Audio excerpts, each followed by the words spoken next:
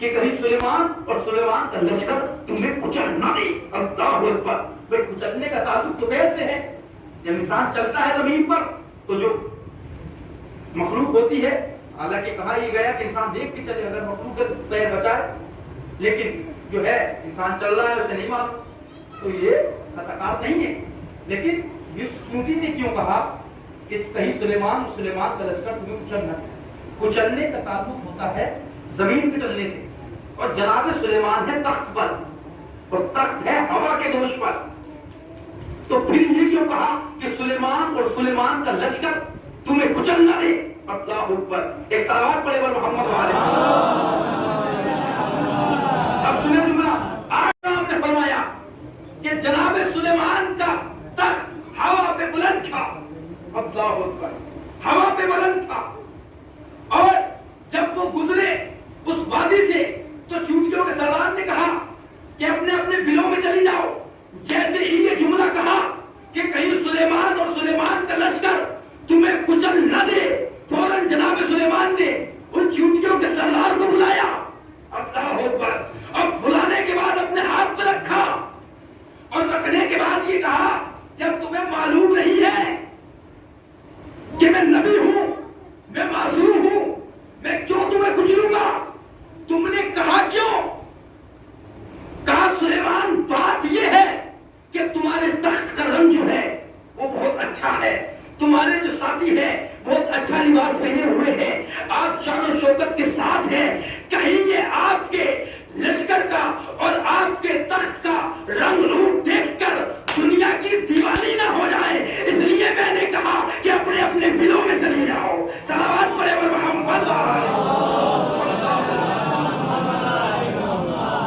کہیں یہ دنیا کی دیوانی نہ ہو جائے، کہیں دنیا سے دل نہ لگا بیٹھی، اس لیے میں نے کہا کہ اپنے اپنے بلوں میں چلی جاؤ. یہ چیونٹیاں ہیں، ان سے بھی گیا گزرا ہے انسان کہ زندگی کی 60-70 سال کی زندگی میں اتنا مغن ہو جاتا ہے کہ والدین کو بھول جاتا ہے، بھائیوں کو خوب بھول جاتا ہے، پڑوسی کے خوب بھول جاتا ہے، والدین کا احترام بھول جاتا ہے. اللہ اکبر.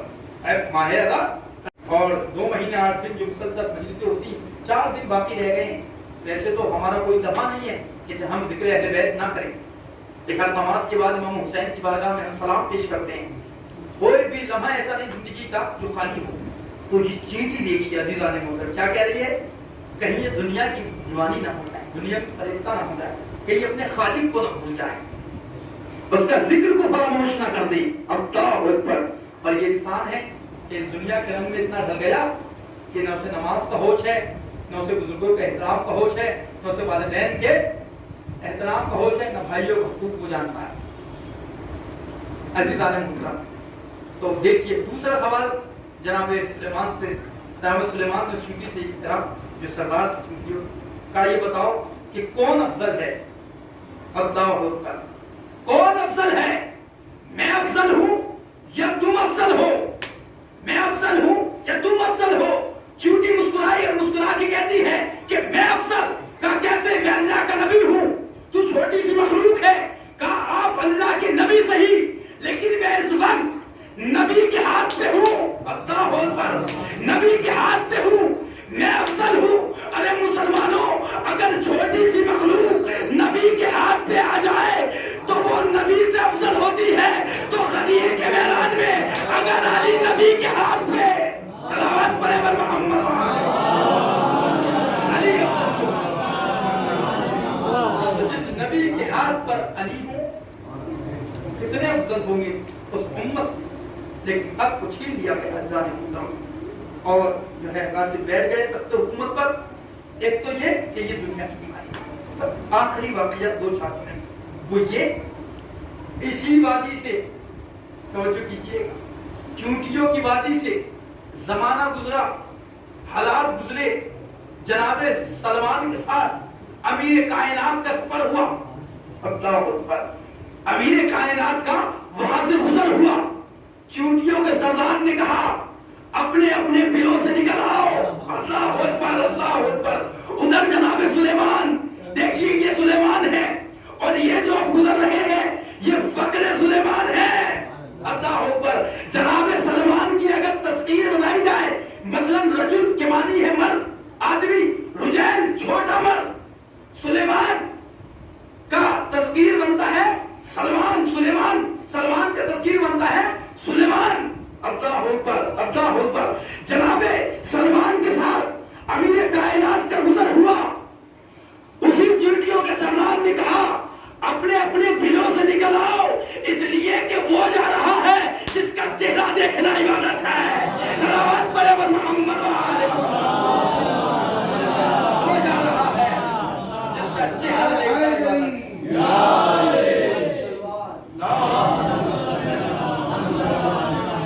دیکھیے عزیزان محترم، وہ اور علی کی سادگی کا عالم، علی کے غلام کی سادگی کا عالم یہ ہے کہ وہی چونکہ کہہ رہی ہے کہ اپنے دلوں سے وہ جا رہا ہے اس کا چہرہ دیکھا۔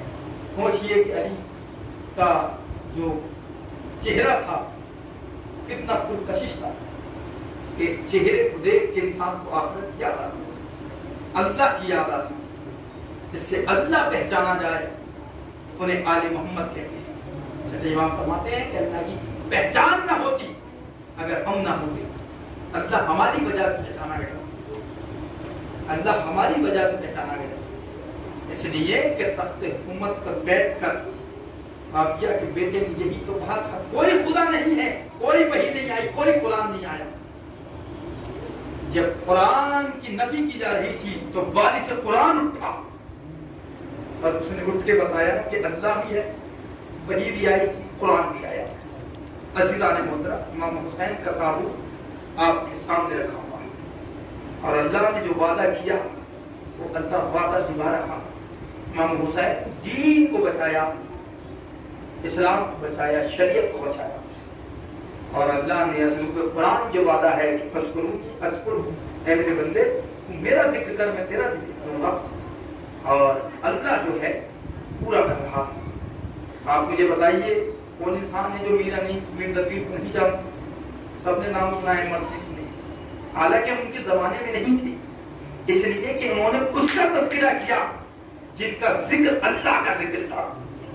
اب اللہ پہ بھی واجب ہے کہ تذکرہ کریں۔ جناب میر انیس مرزا دبیر کا تذکرہ ہر جگہ ہوتا ہے، ان کے مرثیے ہر شہر، ہر گاؤں، ہر قصبے میں پڑھے جاتے ہیں۔ یہ کیوں؟ کیونکہ یہ ان سے جڑ گئے تھے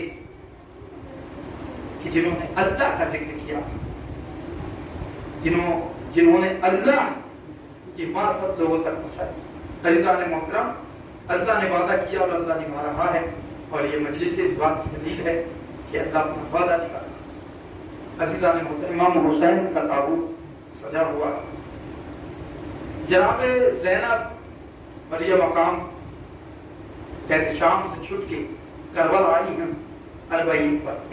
3 روز آپ کربلا میں رہی ہیں۔ حضراتو مسائل میں تصور شد ہوتا ہے، نام حسین آتا ہے اور آنکھوں میں آنسو آ جاتے ہیں۔ آخر وجہ کیا ہے؟ کبھی سوچا آپ نے غور کیا کہ نام حسین جب زبان پہ آتا ہے تو آنسو نکل آتے ہیں؟ ہمارے دادا جناب جبرائیل، جناب آدم علیہ السلام نے جناب جبرائیل سے پوچھا، جو ہمارے جد ہیں، سب جناب آدم کی اولاد ہے نا، پوچھا کہ یہ بتاؤ کہ جب میں نے آسمائے پنجتن کو دیکھا تو میں نے نام محمد پہ نگاہ کی تو مجھے خوشی ہوئی، نام فاطمہ پہ نگاہ کی تو خوشی ہوئی، نام علی پہ میری نگاہ گئی تو مجھے خوشی ہوئی، مسرت نام فاطمہ پہ گئی، لیکن جب میں نے نام حسین کو دیکھا تو میری آنکھوں میں آنسو آ گئے۔ حضرات برداشت کر پائیں گے؟ جناب جبرائیل کہتے ہیں کہ آدم یہ آپ کا بیٹا ہوگا، آپ کی ہی نسل سے ہوگا، 3 دن کا بھوکا پیاسا کربلا کے میدان میں شہید کر دیا جائے گا، اس کے علم جو ہے وہ قیدی بنا لیے جائیں گے، دیار بدیار پھرائے جائیں گے۔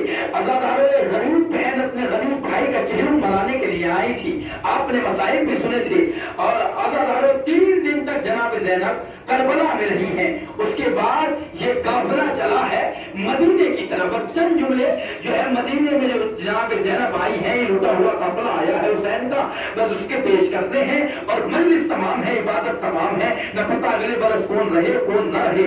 دل کھول کے پرسہ کر لیجئے گا، عزادارو گھٹ کے نہیں کھل کے رویا کرو، اس لیے کہ آپ کے کوئی تماچے نہیں مارتا ہے، کوئی تازیانے نہیں مارتا ہے۔ سید سجاد سے پوچھو، سید سجاد جب اپنے بابا کو رونا چاہتے تھے، شمل کبھی تازیانے مارتا تھا، سکینہ کے تماچے مارتا تھا۔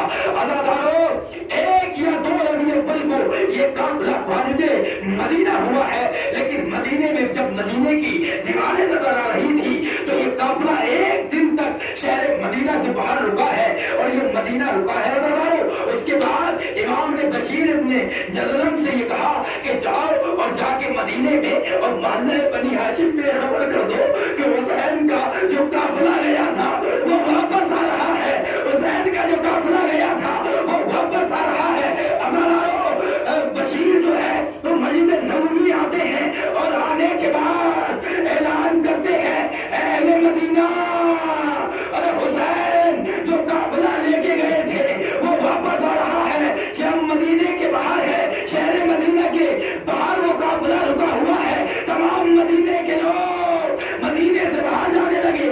اس کے بعد بشیر بنی ہاشم میں آیا، بنی ہاشم میں آنے کے بعد اعلان کرتا ہے، حسین کا جو قافلہ گیا تھا 60 ہجری کو وہ واپس آ رہا ہے۔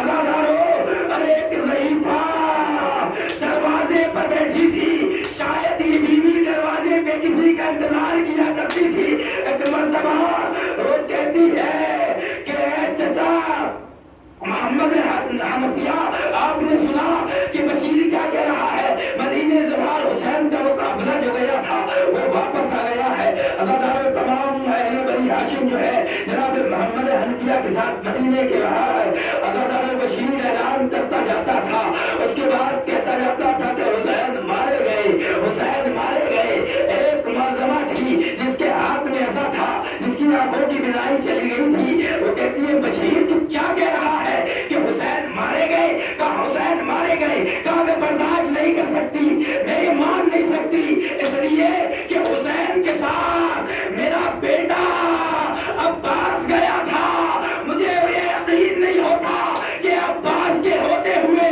کوئی حسین کو مار دے۔ بشیر کہتا ہے اے بیوی، ارے حسین بعد میں مارے گئے، پہلے آپ کے بیٹے کے بازو کاٹ دیے گئے، سر پہ گرز مارا گیا، جب تک عباس زندہ تھے کسی میں ہمت نہیں تھی کہ وہ حسین کو مارے۔ عزادارو اس کے بعد تمام شہر مدینہ کے باہر آیا، مدینے کے باہر آیا۔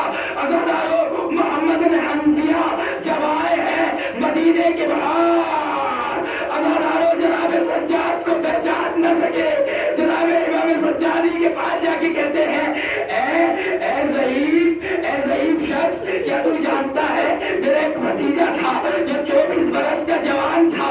عزادارو امام کہتے ہیں اے چچا، ارے میں ہی آپ کا بھتیجا حسین ابن علی ہو۔ عزادارو اس کے بعد جناب زینب نے کہا کہ چلو ہم مدینے ایک جلوس کی شکل میں جیسے ہم جلوس لے کے جاتے ہیں۔ عزادارو کالے کالے علم تھے، یہ لٹا ہوا قافلہ مدینے میں وارد ہو رہا تھا۔ جناب زینب کہتی ہے مدینے والوں، سب سے پہلے میں اپنے نانا کی قبر پہ جانا چاہتی ہوں۔ عزادارو یہ لٹا ہوا قافلہ اہل مدینہ کے ساتھ رسول خدا کی قبر پہ آیا، ارے تبرکات نکالے، ام فروا نے جناب قاسم کا خون بھرا کرتا، جناب ام لیلا نے علی اکبر کا خون بھرا کرتا، جناب رباب نے جھولے کی جلی ہوئی لکڑیاں۔ عزادارو اس کے بعد جناب زینب نے ایک خون بھرا کرتا گٹری سے نکالا، نکالنے کے بعد قبر رسول پہ رکھ دیا۔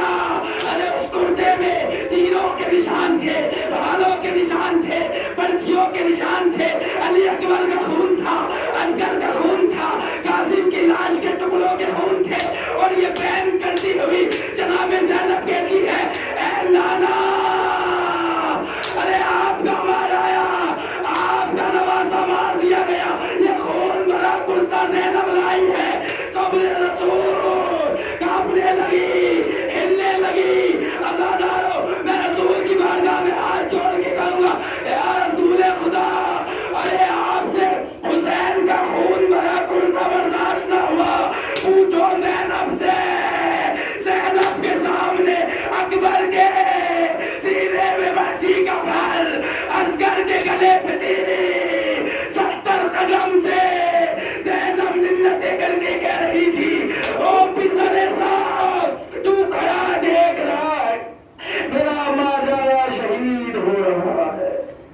انا للہ و انا الیہ راجعون۔